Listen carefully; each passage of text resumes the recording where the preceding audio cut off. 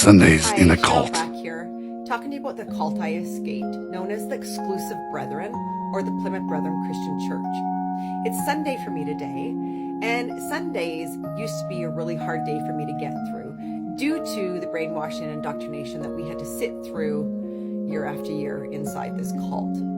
Our day on Sunday would start at 6 a.m. with what's known as the Lord's Supper or breaking of bread. Out here at a mainstream Christian church, it would be known as communion. So we would do it at 6 a.m. And we were taught when the rapture was going to happen, that it most likely would happen at the Lord's Supper. So I used to be petrified sitting in these tiny little meeting halls on Sunday morning, especially if it was dark out and stormy out, that the rapture was coming and the ground would open up and I would fall into a pit of hell, because that's just how I was viewed in there, and our family was viewed in there, that we definitely weren't going to have the place that everybody else had.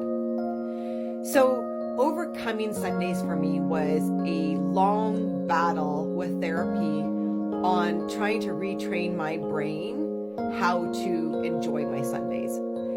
Having children early really helped me through that, but I definitely struggled a lot with teaching my nervous system how to just relax on a Sunday. Now I wake up, I often sleep in, I have pets to snuggle, which you're not allowed pets in there. So I really appreciate my Sundays now. And it was kind of having one of those moments this morning with really appreciating what a Sunday looks like for me versus when I was stuck inside that cult.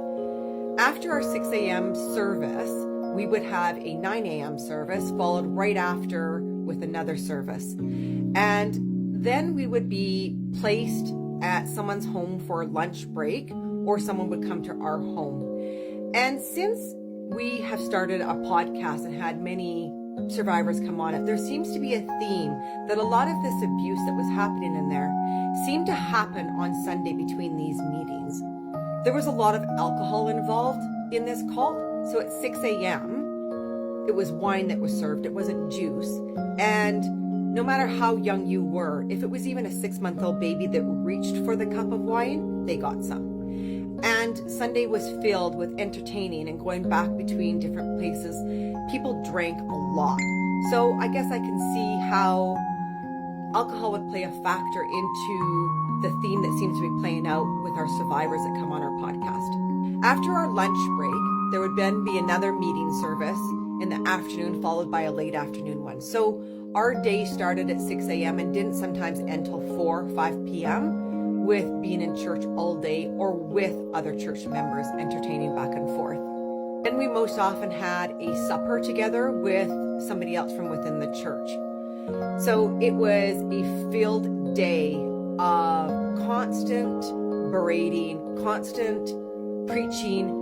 I know one of the things that was really preached on a Sunday, and almost every Sunday it was given out, was their belief that if you left the cult, left their church, that the world would eat you, chew you, and spit you out. And to me, that was always the thing that hit me the hardest on Sunday, because somewhere in my gut, I believed that that wasn't true. But when I did leave, I had a really hard time entering into the real world, and my crutch I used was alcohol. So it was something that was trained in me. The alcohol was there. You saw it growing up.